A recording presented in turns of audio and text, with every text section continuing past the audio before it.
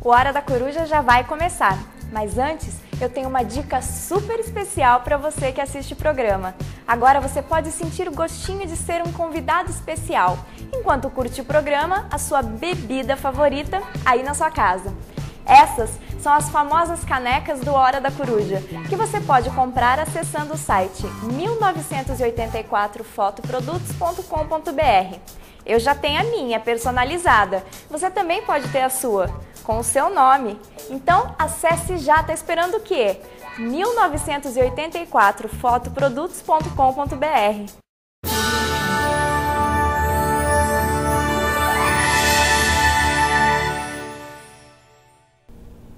Boa noite, seja muito bem-vinda à Hora da Coruja dessa terça-feira. Hoje nós vamos falar sobre beijinho no ombro, sobre popozão. Não, você não está no programa errado, é um programa de filosofia. Hoje vamos conversar sobre a polêmica da Valesca Popozuda funkeira e um professor de filosofia de Brasília, da cidade de Taguatinga, Paulo? Taguatinga, no Distrito Federal. No Distrito Federal, que fez uma prova com uma questão dizendo que a Valesca Popozuda, a dançarina, funkeira, cantora, é uma grande pensadora. É isso mesmo, Paulo? Fez a questão, aí ele pede aí, numa questão de múltipla escolha, uma parte da música lírica dela. Da música dela. E um aluno... Quer dizer, na verdade não é a polêmica dele com ela, né? Não, é a lógico. Polêmica dele citando ela, como e ela também participa. Pensadora. E aí depois ela participa da situação toda, porque a polêmica é gerada por conta da imprensa, né? Parte da imprensa, principalmente a imprensa conservadora, né? Que acabou fustigando o professor, criou problema com o professor. Quer dizer... Esse professor, eu separei uma foto dele. É Antônio Kubitschek de Oliveira. Este é o professor de Taguatinga, muito conhecido na escola por ser um professor que sempre traz inovações à sala de aula, bons discursos, um dos melhores professores. Teve problema em outra escola, Paulo, junto com outros professores, porque tinha uma didática diferente do que é o tradicional, do que a escola, né, do que uma certa direção da escola esperava. Então, foi depois para essa outra escola, mas tem uma liderança perante os alunos e também tem os alunos têm muita afeição por ele. E a prova, se os jornalistas tivessem tido o mínimo cuidado de serem, de fato, jornalistas, né? Teriam olhado a prova como um todo e não ficado só na questão. Né? Porque olhando a prova como um todo, veriam, né, que aquela questão destoava da prova. Então tinha uma intenção ali lembrando que de destaque mesmo, né, intencional. Como aconteceu, né? Um aluno recebeu uma prova com 12 questões de múltipla escolha e quando viu essa questão que falava... eu tenho a questão também, eu vou pedir para o Fábio colocar para a gente olhar a questão. Vai lá. Então ela diz, pergunta número 11. Segundo a grande pensadora contemporânea Valesca Popozuda, se bater de frente, alternativa A é só tiro, porrada e bomba. Alternativa B é só beijinho no ombro. Alternativa C é recalque. E a alternativa D é vida longa. E o aluno colocou, é sério isso? Aluno, é sério isso? Quando eu ouvi essa questão pela primeira vez, eu logo imaginei. Sei bem como que é trabalhar com ensino médio, trabalhar com aluno, né?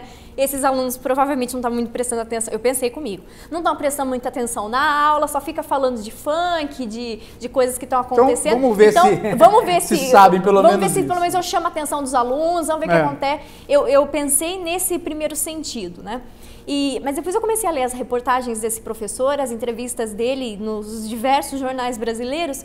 Uma coisa que eu achei fantástica, em cada jornal ele dá uma resposta diferente do porquê que ele colocou essa pergunta. E propositalmente ele fez isso para deixar a imprensa confusa mesmo, né? E de modo que os jornalistas, cada um respondeu a uma das perguntas a uma das questões que ele colocou, né? E se confundiram todos, né? Se confundiram todos. Alguns tomaram como tendo sido não, aí teve até o caso, né? Acho que o caso mais bárbaro, que acho que todos eles que foram contra ele, que condenaram, todos eles fizeram um péssimo serviço e um péssimo texto. Sem dúvida.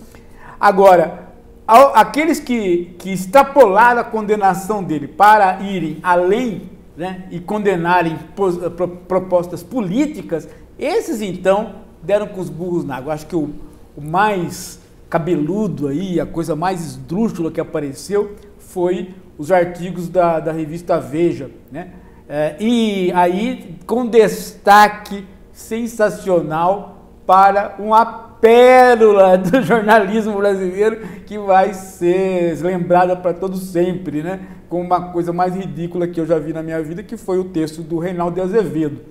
Esse realmente, né, culpou o PT, culpou o Paulo Freire, culpou todo mundo, e o que é pior, além de extrapolar, né, estava parecendo mais aquele do programa que nós falamos sobre o fanatismo, que era aquele espanhol que falava, como é que é? Tudo são os alienígenas. Né? Então, tudo são as esquerdas, como se aquilo tivesse alguma... Mas você sabe por quê, né? Quando você procura alguma coisa sobre o professor na internet, uma das primeiras coisas que você encontra é falando que ele é petista. Né? Então, para uma pessoa que é antipetista, tem isso como um aí ódio não lê total. Mais nada, vai direto no jargão. Então, né? o que é o jargão, né? O jargão Bom, o PT acabou com a educação no país. Se ele é do PT... Então, ele é ligado ao Paulo Freire. Se ele é ligado ao Paulo Freire, o que eu sei do Paulo Freire? Eu não sei nada, então eu ponho aquilo que está no jargão mais banal. Né? E aí a reportagem, o texto acaba indo cair numa situação ridícula. Eu acho. Eu acho até que se eu fosse o Reinaldo Azevedo, eu teria coragem de pedir desculpas e escrever outro texto. Eu teria. Né? Aliás, já fiz isso algumas vezes, né? Quer dizer, quando você erra nesse nível, nesse pé, e você é um jornalista sério, você deve pedir desculpas, deve ler de novo, né? E não pode fazer o que ele fez. Né? Porque as explicações foram 1000, como a gente falou agora há pouco, mas a gente deveria levar em conta que, sendo um professor de filosofia, tendo 20 anos de casa, né, e vendo as questões da prova, vendo as questões da prova, conhecendo como funciona o ensino, a gente devia ter entendido o real sentido daquela questão, que é a ironia. Independente se foi ou não foi, mas a gente deveria ter tomado primeiramente aquela pergunta como uma forma de ironia. Quer dizer, uma forma de filosofia socrática. Sim, não tenha dúvida. Ele faz 3 entradas, né? Numa ele chama atenção no debate com a imprensa, ele faz 3 entradas, né? De modo que os jornalistas caem nas 3. A Bárbara Gância caiu naquela história de que ele contou que ele fez uma exposição de fotos, convidou a imprensa, não foi ninguém, então ele chamou atenção com isso, mostrando que a imprensa iria se ele fizesse isso. Né? E ela entrou por essa via. Mas essa é uma das vias que ele colocou, também para criar polêmica. Né? Outros foram pela via de que se Valesca Popozuda é ou não pensadora, e aí se enrolaram nessa questão. E o Reinaldo Azevedo foi pela via de anti-esquerda, anti-PT, anti-Paulo Freire. Eu acho que, de todas as vias erradas aí, eu acho que a do Reinaldo Azevedo merece uma nossa atenção, porque ele reitera um erro que não é um erro só dos conservadores, é um erro também dos progressistas que leem mal o Paulo Freire. Porque o que ele falou do Paulo Freire não é estranho a algumas posições de pessoas da esquerda que falam do Paulo Freire. É interessante notar essa similaridade entre uma leitura errada da esquerda e uma leitura errada da direita que desembocam no mesmo ponto. Quer dizer, a ideia de que o Paulo Freire, né, diz que o professor não ensina, que nós temos que ficar cultivando aquilo que o aluno traz para a escola, da própria cultura dele, e ficarmos reiterando aquilo. Porque o Paulo Freire nunca disse isso. Quer dizer, o Paulo Freire tem uma clareza, sempre teve uma clareza muito grande em relação à questão do ponto de partida não ser o ponto de chegada do processo pedagógico. Aliás, no caso do Paulo Freire, o processo pedagógico é muito similar ao processo filosófico. O ponto de partida é o chão nosso de cada dia. Ou seja, é a cultura na qual nós estamos inseridos. com divisões. Nós não temos a mesma cultura, né? Mas o ponto de chegada passa pela questão de você fazer, se você conseguir dar o salto, de você conseguir sair deste ponto de partida da cultura popular para percorrer outros níveis culturais. Então eu me lembro muito bem que nos anos 70 para 80, o Alfredo Bozzi estava tentando teorizar em cima dessas divisões de cultura, e ele fez uma divisão que eu sempre cito essa divisão. O professor Alfredo Bozzi fez uma divisão, né? Cultura erudita, cultura acadêmica, cultura popular e cultura de massas. Então, quando você está lendo Machado de Assis, você está na cultura erudita. Quando você está fazendo uma tese sobre Machado de Assis, você está na cultura acadêmica. Quando você está voltado, né, para as produções artísticas regionais, estaduais ou municipais, mas enfim, são setores da cultura que expressam grupos, que podem inclusive ser grupos de minoria, você está no âmbito da cultura popular, que tem muito a ver com a noção de cultura na antropologia, porque ela é menos espiritual e mais material, né? E depois você tem aí uma coisa que emergiu justamente no tempo que o Bozzi estava fazendo esse texto, no Brasil todo, que é a cultura de mercado, que é a cultura de massas, né? E que às vezes vai beber em qualquer outros setores, mas traz aquilo para transformação em mercadoria e para venda para o grande público. As pessoas confundem o Paulo Freire, mas o Paulo Freire quer que você trabalhe, qualquer uma delas pode ser o ponto de partida, depende de onde você está. Agora, o desenraizado, o garoto desenraizado, que migra e cai num lugar onde o que ele tem é chamado de não cultura, o Paulo Freire vai dizer, não, o que ele tem é uma cultura, talvez seja a cultura popular da região dele, já começando a ser apropriada pela TV para virar cultura de massas. Então é aí que eu vou trabalhar. Então, nesse sentido, Valesca Popozuda é objeto, sim, da aula, principalmente da aula de filosofia, de sociologia, de história, de geografia, no caso do ensino médio. Certamente é objeto. Eu vou lembrar o pessoal de casa que vocês devem mandar mensagens pra gente. Esse programa conta sempre com a participação de vocês. Lembrando que hoje eu vou fazer o sorteio de mais um livro, de um DVD. O que eu tiver lá para entregar para vocês de sorteio, eu entrego hoje, tá ok? Sobre a Valesca Popozuda, muitas pessoas vieram me perguntar, né? Como filósofo, elas vieram me perguntar: a Valesca Popozuda é uma grande pensadora? Sei, veja que ele não chamou de filósofa. Ele sabiamente disse uma grande pensadora contemporânea. É claro que tem ironia nisso, né? Mas a grande ironia dele é de que essa expressão é dúbia. Ela pode ser irônica, mas ela não é uma gozação. Por quê? Porque ela também pode ser verdadeira. Essa é a boa ironia. Tem gente que confunde a ironia com o sarcasmo, ou a ironia com a gozação. Ironia não é sarcasmo, ironia não é gozação. Ironia é exatamente aquilo que você diz, né? E você torce os olhos, torce o nariz assim e fala, não gostei disso não. Porém, não posso falar muito contra não, porque pode ser. E é exatamente isso. Por que ela pode ser uma pensadora, né? Eu vou te dizer o porquê que ela pode ser uma pensadora. Eu selecionei aqui um trecho de uma música da Valesca Popozuda, que ela fala: desejo a todas inimigas longa vida, para que elas vejam cada dia mais a nossa vitória. Valesca Popozuda. Aí eu selecionei uma outra frase, que é do Schopenhauer, do filósofo, e ele fala: pode suceder sentirmos a morte dos nossos inimigos.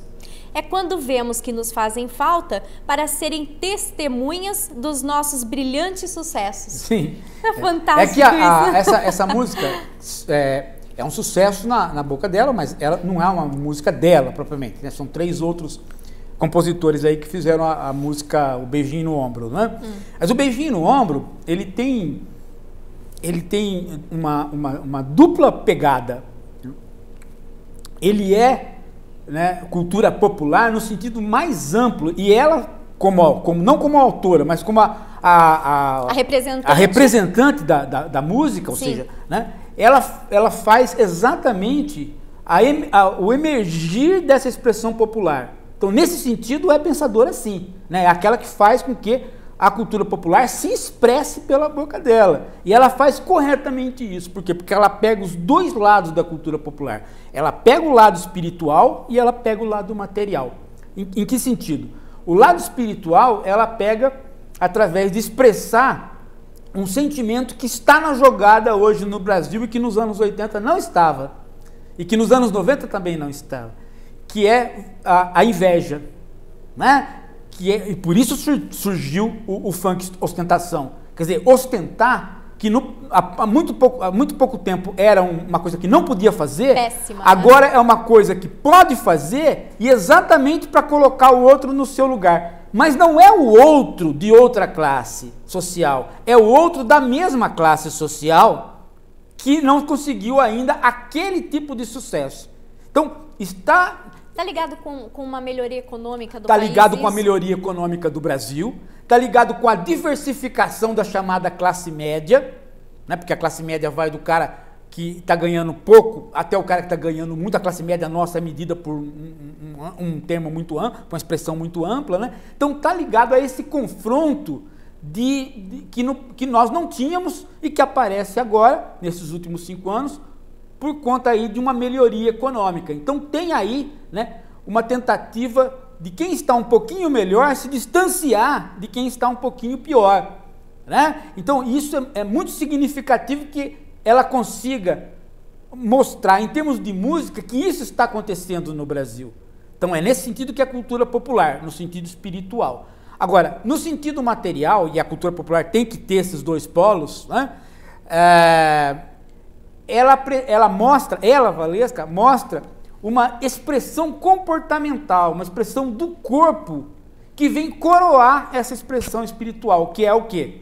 O beijinho no ombro, que é uma exposição do corpo dela no sentido, ó, não estou nem aí. Sim, ó. Ó, foco aqui, ó. É assim, tá? Que é isso? O que é isso? Isso é um simples gesto? Isso é um gesto que vem coroar a letra da música e a música. Se ela cantasse o beijinho no ombro, mas não fizesse esse gesto escapar, né, do meio popular, ela não seria uma grande pensadora. Mas à medida que este gesto é imitado pela Presidente, é imitado pelo João Willis, é imitado por pessoas de outras classes sociais, a cultura popular está abocanhando, em termos comportamentais, a estrutura espiritual do país. Então a cultura popular está se pondo, e nesse sentido aí, a Valesca Popozuda e os seus compositores são pensadores, né? No sentido claro que o Heidegger põe. Né? No sentido claro que o Heidegger põe.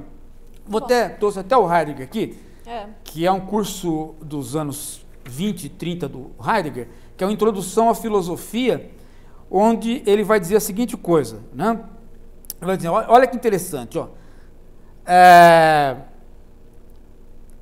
A questão é que não estamos de forma alguma fora da filosofia. E isso não porque, por exemplo, talvez tenhamos uma certa bagagem de conhecimentos sobre filosofia. Mesmo que não saibamos expressamente nada sobre filosofia, já estamos na filosofia porque a filosofia está em nós e nos pertence e, em verdade, no sentido de que já sempre nós homens filosofamos. Filosofamos mesmo quando não sabemos nada sobre isso, mesmo quando não estamos fazendo filosofia, né? Aí ele diz assim, não filosofamos apenas uma vez ou outra, mas de modo constante e necessário, enquanto existirmos como homens.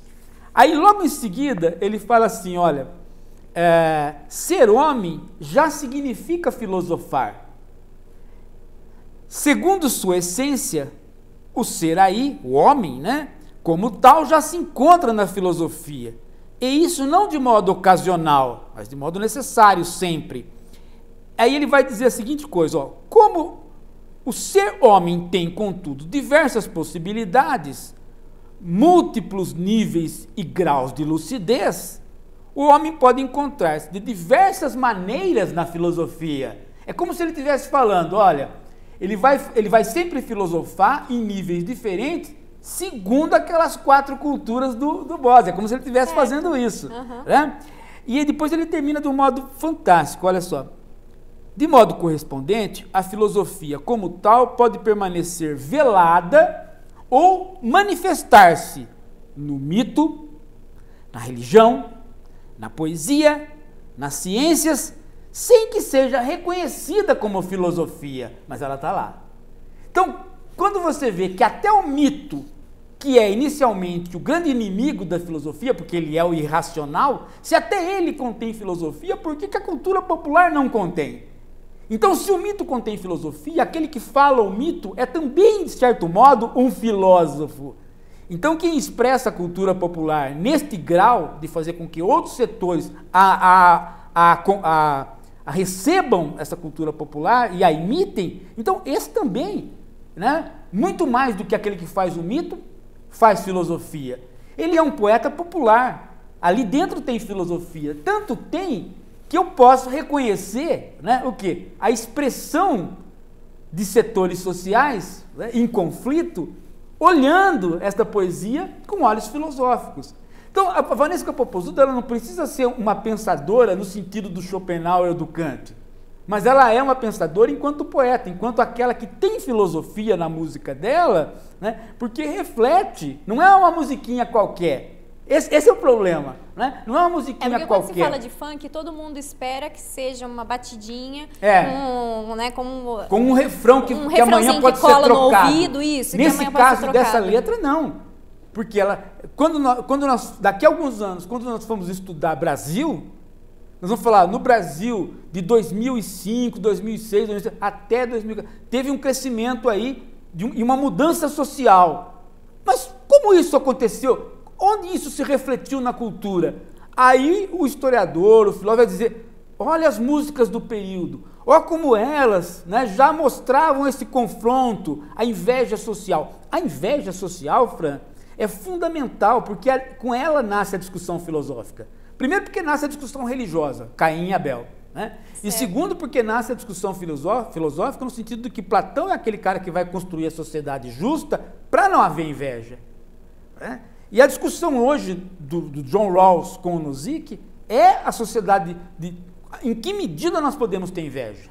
Qual o grau que nós podemos aceitar a inveja como ainda saudável e qual o grau que nós não podemos aceitar a inveja porque ela vai destruir os laços sociais? Então, Beijinho no Ombro é um retrato da inveja hoje no Brasil, a inveja social hoje no Brasil suportável? Ou Beijinho no Ombro é a imagem da inveja no Brasil hoje insuportável e que vai para a violência? A música é dúbia nesse sentido.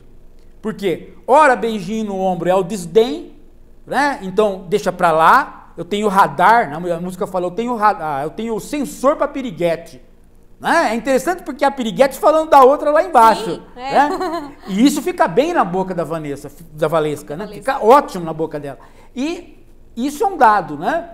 Mas também tem a parte da inveja que pode ser inaceitável. Qual? Porrada, bomba, se você vier para o confronto. Né? Então a própria música expressa que esse conflito não está solucionado em termos de desdém ou violência. Está os dois polos ali. Quando eu ver isso daqui a alguns anos, eu vou entender o Brasil naquele momento, daquela diversificação de classe que nós estamos passando agora. Então, nesse sentido, essa música vai emergir como um clássico, tanto quanto foi um clássico o Cálice do Chico Buarque. Tanto quanto. E nesse sentido o professor acertou. Tem gente que não consegue entender isso porque não está no meio acadêmico fazendo pesquisa histórica, fazendo pesquisa antropológica, mas é assim que a gente trabalha. Olha, uma das notícias de jornal dizia que é comum o uso de música, né, em provas do Enem, em provas em sala de aula, mesmo de vestibulares e concursos e tudo mais. mas que até então não tinha, ninguém tinha utilizado de uma música que não se considera como uma música de cultura, ou seja, não é MPB, né? Não é uma música clássica da nossa cultura popular. Sim. Então esse era o estranhamento das pessoas. Mas a cultura popular não se define no momento. É isso que tem que entender. A cultura popular, ela se define a posteriori. Ela se define a posteriori, depois que as coisas se fixam e depois que as coisas saem de um grupo para alcançarem toda a sociedade. Quando eu era garoto, né, não vai pensar que as pessoas consideravam o movimento da Tropicália como cultura. Não, aquilo era visto como uma bobagem. Depois é que aquilo deu cara para um momento do Brasil, se tornou então um movimento que fala, não, dá para entender a ditadura militar, né, olhando os movimentos que surgiram na cultura para além da oficialidade.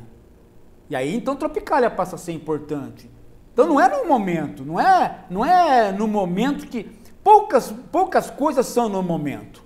Por exemplo, poucas coisas são bossa nova. Bossa nova é no momento. No momento que está acontecendo, bossa nova começa também a representar o Brasil. Né? A ponto de depois até ficar meio brega, meio chato, né? Uhum. Mas é no momento. Agora, essa música não. Por quê? Porque ela tá, a sociologia nossa não está dando conta do momento brasileiro. Nós estamos muito envolvidos com ele. E nós não estamos percebendo as expressões culturais que estão marcando este tempo.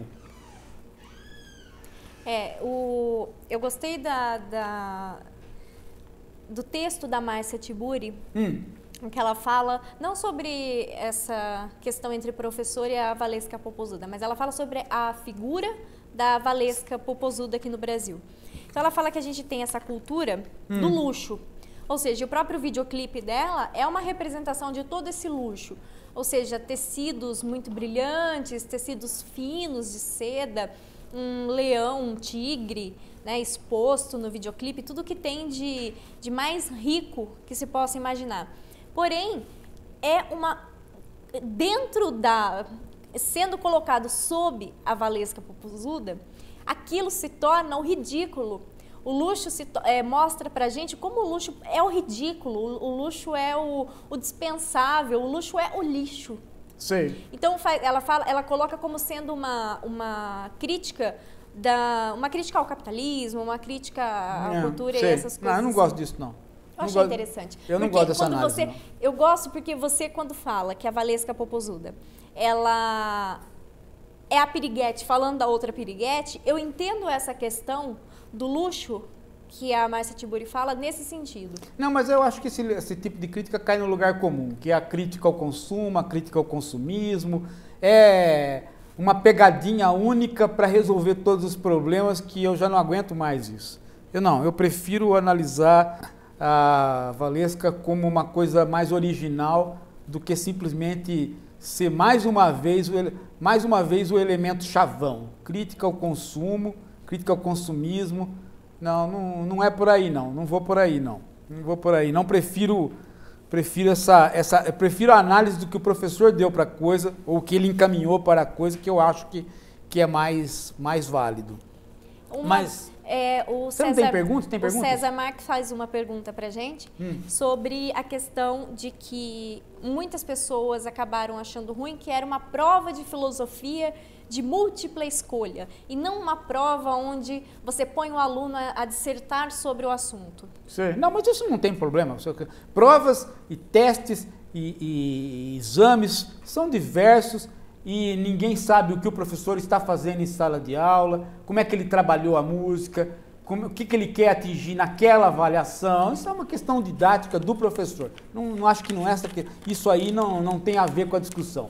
A discussão que ele pôs no Brasil e que ele pôs de maneira brilhante é que, né, o Paulo Freire hoje está morto, os partidos de esquerda não lembram do Paulo Freire, não querem nem saber de Paulo Freire, a verdade seja dita, né? Querem se distanciar disso porque o Paulo Freire sempre foi o cara que chamou atenção exatamente para isto. As pessoas, onde elas estão, elas produzem cultura. o Heidegger diria, né? E o Paulo Freire é leitor do Heidegger. O Paulo Freire não é leitor do Marx. O Paulo Freire leu Marx já bem mais velho. Ele é leitor do existencialismo, da fenomenologia, porque ele é um cara dos anos 50. Né? O Demerval Saviani também, né? É um cara dos anos 50 que começou pela fenomenologia e pelo existencialismo. Então, Heidegger é uma leitura importante. E o Heidegger está dizendo exatamente isso que eu falei, né? Em todas as áreas, há filosofia em diversos níveis. Cabe ao filósofo ou professor de filosofia saber onde é que está a discussão filosófica ali. Não cabe a Valesca Popozuda isso. Né? Cabe ao filósofo. Lógico, isso daí. Cada um com a sua função. Do mesmo jeito que não cabe a quem faz qualquer arte a crítica da arte. A crítica da arte é feita pelo crítico da arte. Então, encontrar a filosofia na expressão aí da música, cabe ao filósofo. É ele que vai reconhecer onde é que está o problema de filosofia ali. E nesse caso, é de dupla mão. É um problema de filosofia, de teoria social, que é o problema da inveja, e é o problema de sociologia, que é o problema da organização do conflito social. Então, é uma dupla mão. É um problema típico de teoria social, né? Então, dá para você deitar e rolar com isso na aula de sociologia. Olha, e na aula de filosofia, sem dúvida, sem dúvida. E falando em deitar e rolar na aula de filosofia e sociologia, quem vai assistir uma aula de filosofia do professor Kubitschek é a Valesca Popozuda. Ela falou que vai lá? Ela anunciou que dia 25 de maio, ela vai... Você viu que interessante que depois de... dois textos me chamaram muita atenção quando ocorreu esse caso. Foi de um aluno do professor, que depois a gente vai conversar sobre isso, e o outro foi da Valesca Popozuda. Ela falando, gente, olha, eu acho que o professor usou de uma ironia para falar sobre o tipo de música, né, popular brasileira que está acontecendo. Olha, tudo bem, obrigada por esse título de grande pensadora, mas eu acho que ele não me cabe, né? Pelo menos não no momento. Aí ela tira uma foto com um livro e de repente se interessa aí assistir uma aula de filosofia desse professor para falar o quê? Pô, o que tem de tão legal nesse professor que ele tá falando de filosofia de mim, caramba? Não, veja só, a Valesca Popozuda não é nenhuma bobinha, né? Ela já se deu conta daquilo que ela faz tem um papel na cultura popular e na cultura brasileira. Ela já se deu conta disso, né? Mas o que eu estou dizendo é o seguinte, né? Ela se dá conta disso não significa que não se tenha que dar conta disso para além dela. E quem vai fazer esse papel de se dar conta disso para além dela, aí entra o filósofo, aí entra o sociólogo. Né? Quer dizer, quando você pega daqui... É como o Mazzaropi. Quando o Mazzaropi produziu os filmes, né, ele não era nenhum intelectual, mas ele era um pensador no sentido de que ele contava uma história que tinha a ver com o Brasil daquele período. Tinha a ver com o Brasil, aquela construção. Quando você quer entender o Brasil daquele período, você não pode desconsiderar aquela literatura. Por quê? Porque o Mazzaropi está pegando exatamente a fase que o Brasil deixa de ser rural e passa a ser urbano. E isso está retratado nos filmes dele. Então, é isso que as pessoas têm que entender, que é o seguinte, quem faz cultura não é só as pessoas que escrevem os livros eruditos. Quem faz cultura não são só as pessoas que escrevem as teses. Quem faz cultura não são só os produtores que fazem a mercadoria. Quem faz cultura também é aquele que faz a cultura no sentido antropológico, a cultura popular. Tem que entender essas quatro culturas e tem que entender que nas quatro, como o Heidegger está dizendo, tem filosofia. Você se lembra, eu arranquei metafísica de dentro do BBB. Foi. Por que eu consegui arrancar metafísica? Por quê? Porque as pessoas querem assistir o BBB?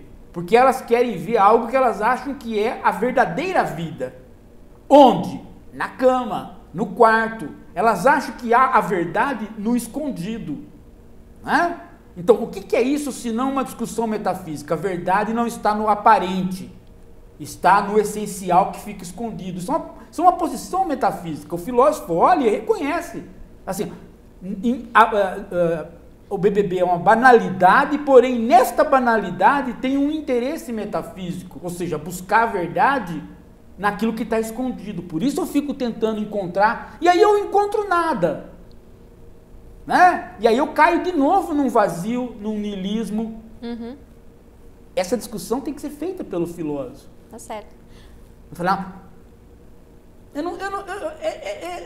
Quem está com a mão na massa entende o que eu estou falando, né? Os jornalistas deveriam entender. Eu também acho, eu senti falta de né? Eles têm a disciplina antropologia, olha, curso de comunicações, eles deveriam entender. William fala aqui numa pergunta, o professor não foi mal interpretado ao analisarem a questão sem levar em conta o contexto? O mesmo poderia estar trabalhando, por exemplo, uma indústria cultural e temas afins? O aluno dele faz essa defesa. Fala que eles estavam trabalhando o tema da indústria cultural na sala de aula e ele faz um texto de conexão entre filosofia e entre a realidade que esse professor e os alunos estão passando, que eu achei que de forma brilhante, que muitos filósofos formados aí não conseguem fazer um texto como o dele. Sim, eu vi o texto do menino, né?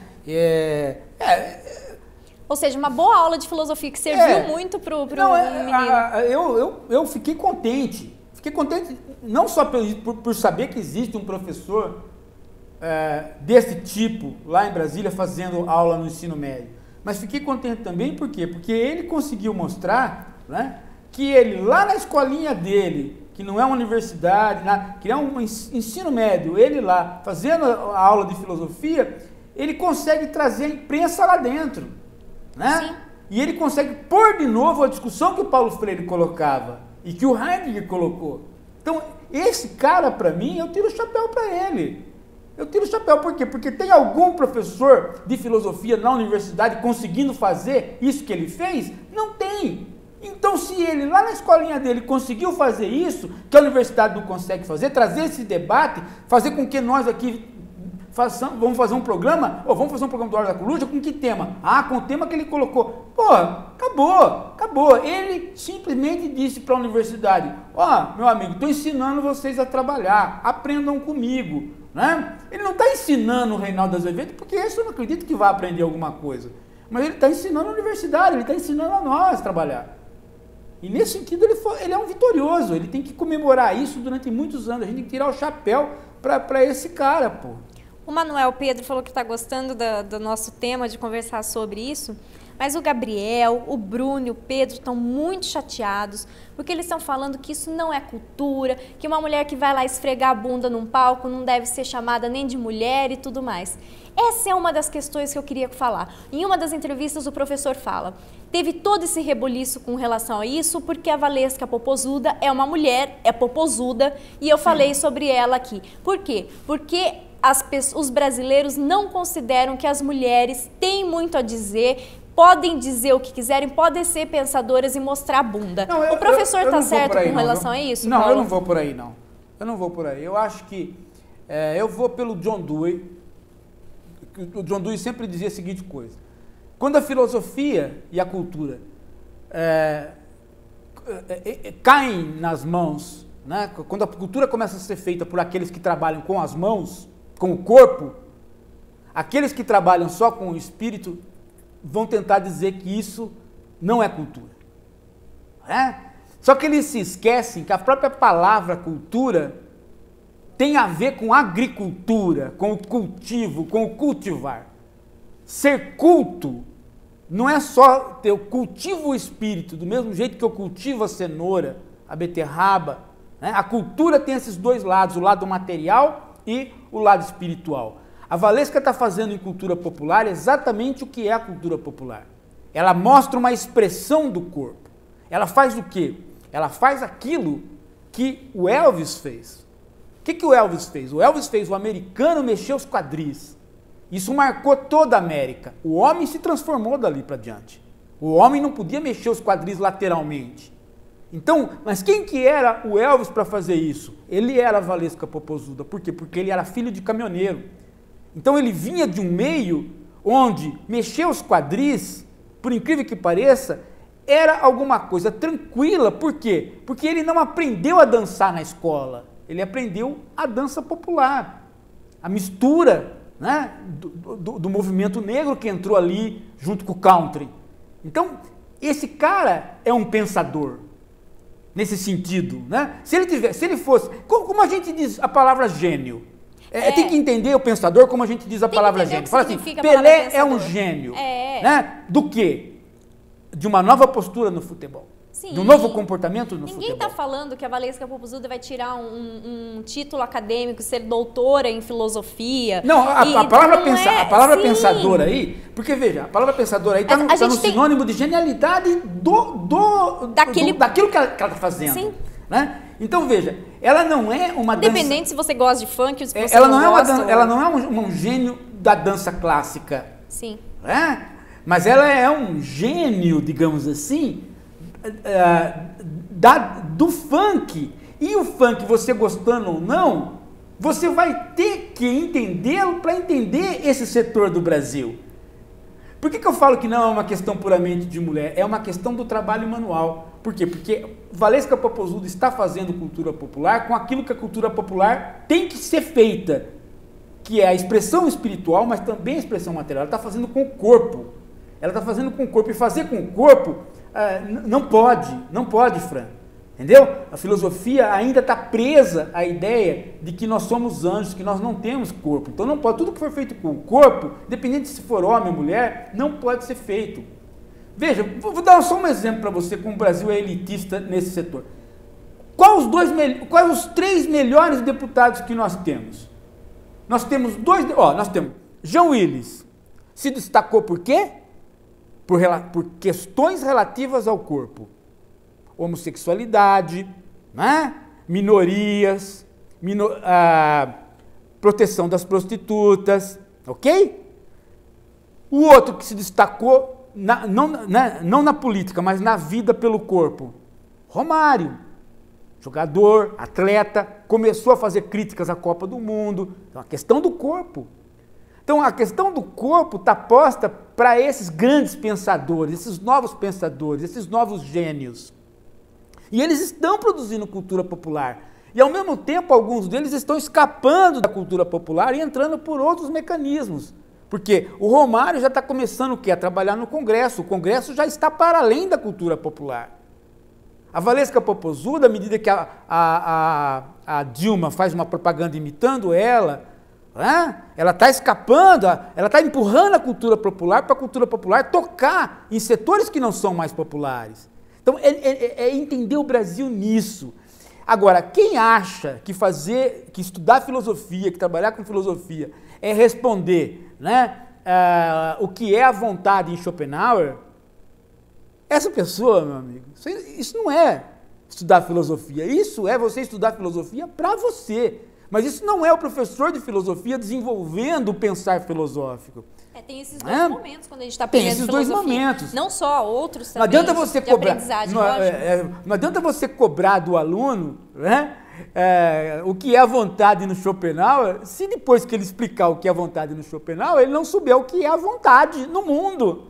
Qual é o papel do querer no mundo? Né? Então, é duro que as pessoas ainda estejam presas a isso, é duro que as pessoas ainda estejam presas, né? Agora, é lógico, né? Num Brasil onde as mulheres gozam poucas mulheres não gozam, e aonde os homens têm pinto pequeno, então é necessário que tudo que seja sexo seja execrado por essas pessoas aí, né? Então, Valesca Popozuda é ofensiva, do mesmo jeito que outras mulheres que se destacaram pelo comportamento também foram ofensivas, mas homens também. Homens também. As pessoas não suportavam jogar com o Garrincha. Por quê? Porque o Garrincha não tinha tática, não tinha técnica. Ele tinha só o quê? Um corpo torto que se movia de uma maneira que as pessoas não esperavam. Então, Zatopek. Zatopek foi um corredor que ninguém gostava. Por quê? Porque Zatopek ganhava todas as corridas com a boca aberta e com a língua de fora, ou seja, desafiando todas as leis da biomecânica.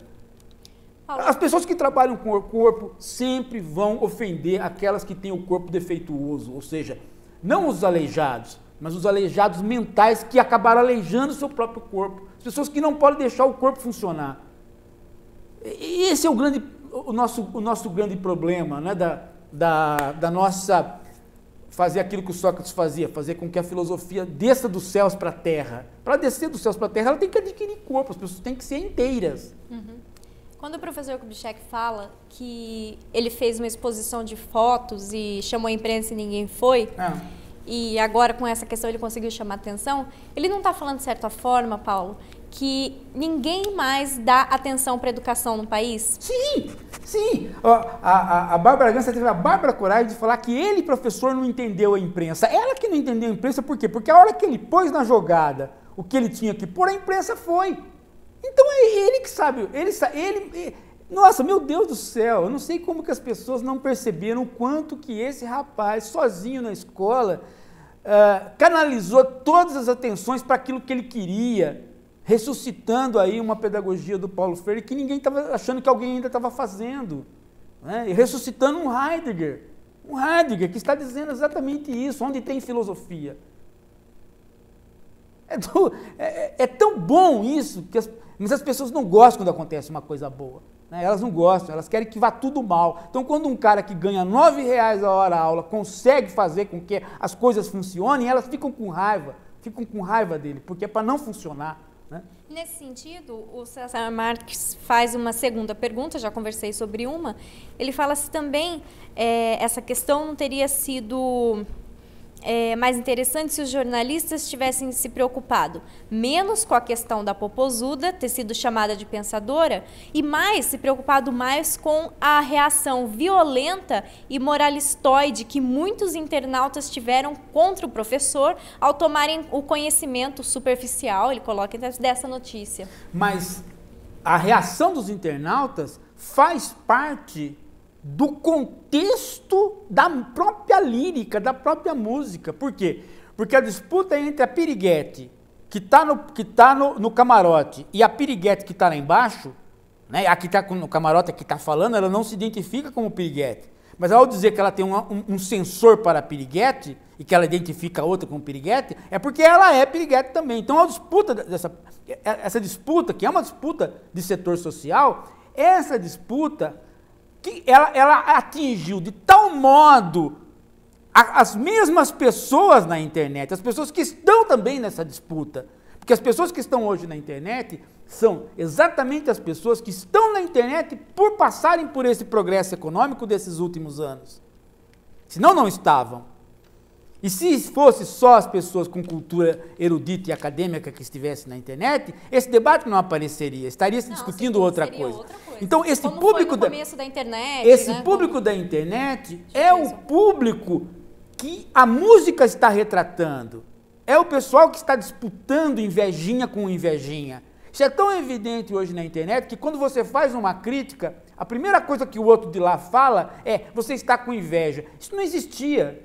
Isso é desse momento brasileiro e vai passar. Então a música está captando também os seus próprios críticos e nesse sentido a música está se tornando cada vez mais um elemento que vai se tornar clássico, vai ser um elemento do retrato do Brasil deste período. E outras músicas também, mas essa vai ser. Eu acho que esse debate gerou mais uma questão que o brasileiro odeia falar sobre isso, que é o quê? Gosto se discute. Gosto se discute. E filosoficamente o gosto se discute, não é, Paulo? As pessoas que estão fazendo história hoje e que amanhã ou depois vão retratar o Brasil, guardem esse debate, guardem os jornais, guardem esses recortes. Por quê? Porque isso vai ser tema de vocês entenderem o Brasil daqui 10 anos. Daqui 10 anos vai ter outra juventude aí chegando e vocês vão ter que explicar, né, como é que o debate John Rawls e Nozick, o debate sobre a inveja social, se expressou no Brasil em termos de música popular. E aí vocês vão ter que encontrar a Valesca Popozuda querendo ou não, né? O Brasil ainda não sabe fazer história deste ponto de vista. O Brasil ainda os historiadores brasileiros ainda estão presos à história política, né? Então vão retratar o Brasil daqui 10 anos, vão discutir o que a Dilma fez ou a Dilma não fez. Isso não é história. Discutir o que a Dilma fez e o que ela não fez, eu queria falar sobre isso. Isso não é história. Quando fizeram, o pessoal de propaganda assim, da Dilma, que cuida dessa parte de... meu Deus, esqueci o nome disso. Marketing. Marketing da Dilma. Fez a Dilma dançando e dando beijinho no ombro.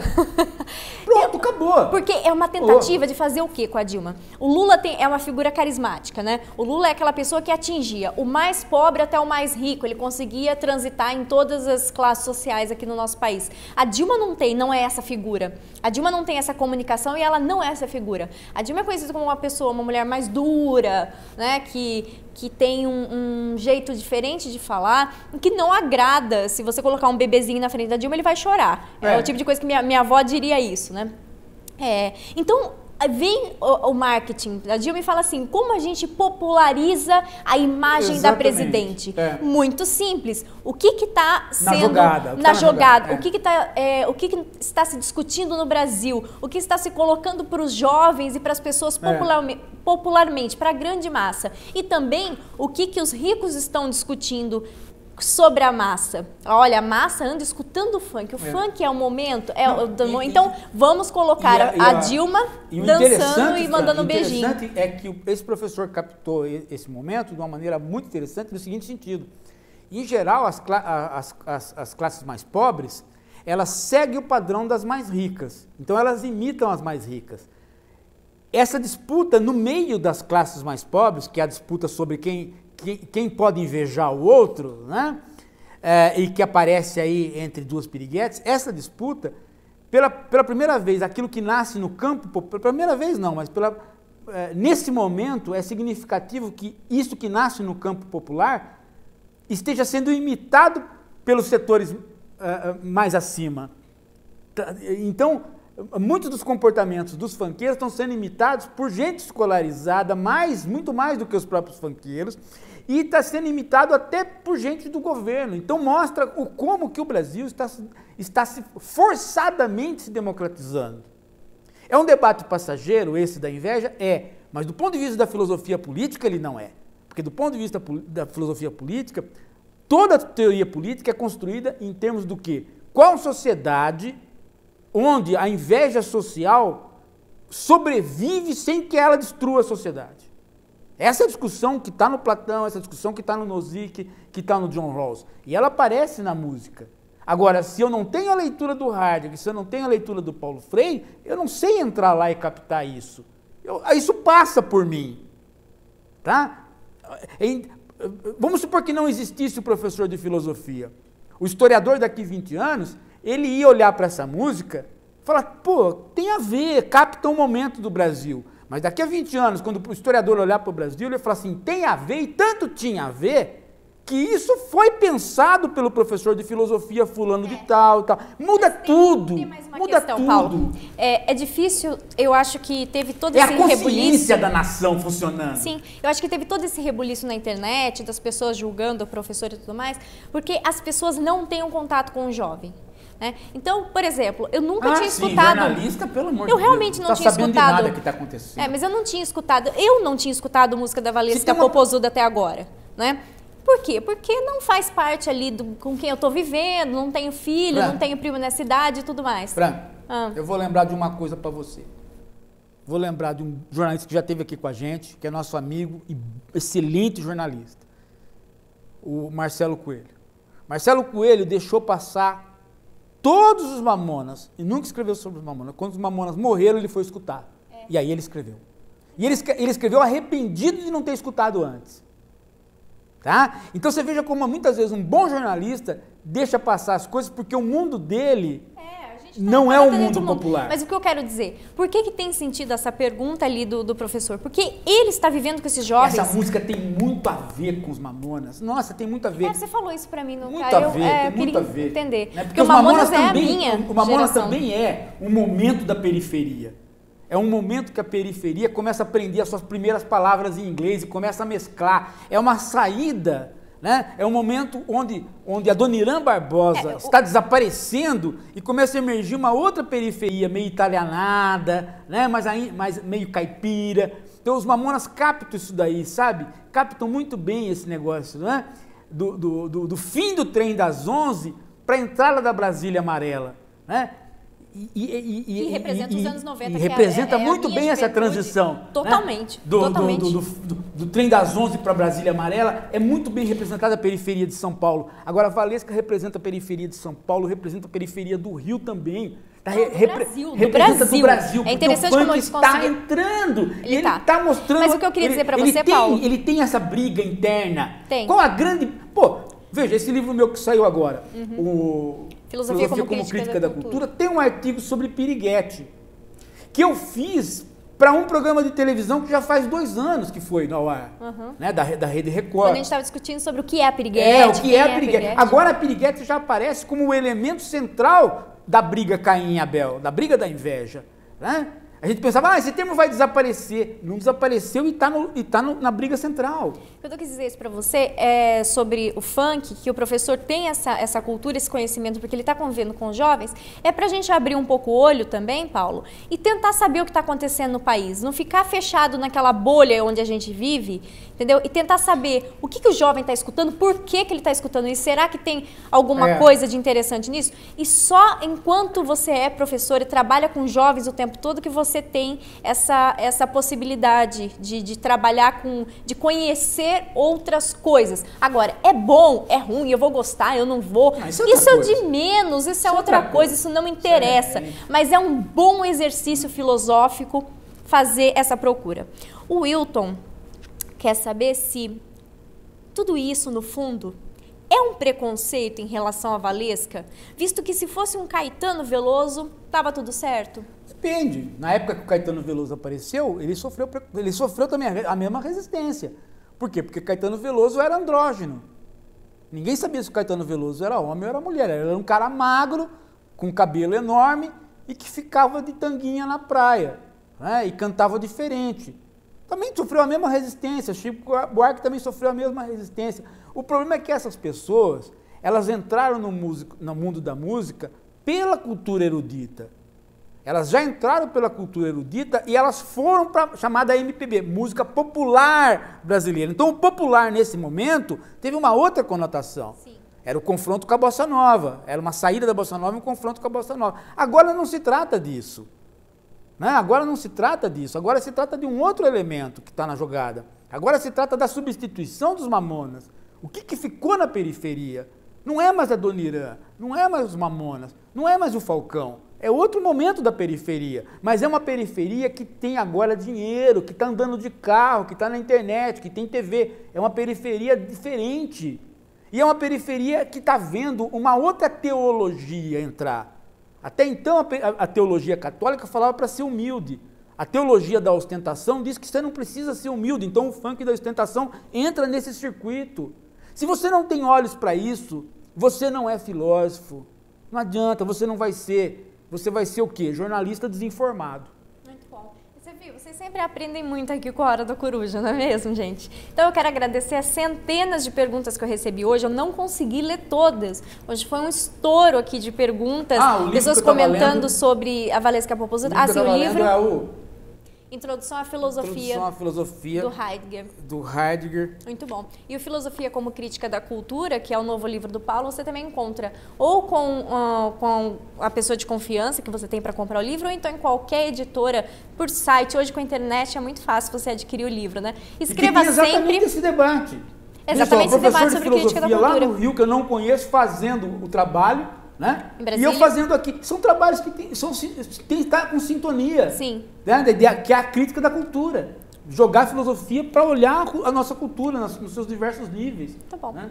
Então eu quero agradecer a participação de todos vocês. E vocês sabem, terça-feira que vem tem mais Hora da Coruja. E é uma Hora da Coruja especial com os alunos da Faculdade Paulo VI de Mogi das Cruzes. Participação de plateia aqui no Hora da Coruja. Vocês não podem perder. A gente vai conversar com eles sobre o despertar da filosofia. Tenho certeza que você vai adorar. Até terça, então.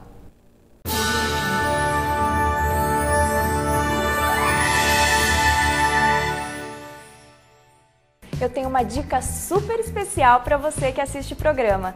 Agora você pode sentir o gostinho de ser um convidado especial, enquanto curte o programa, a sua bebida favorita aí na sua casa. Essas são as famosas canecas do Hora da Coruja, que você pode comprar acessando o site 1984fotoprodutos.com.br. Eu já tenho a minha personalizada, você também pode ter a sua, com o seu nome. Então acesse já, tá esperando o quê? 1984 fotoprodutos.com.br.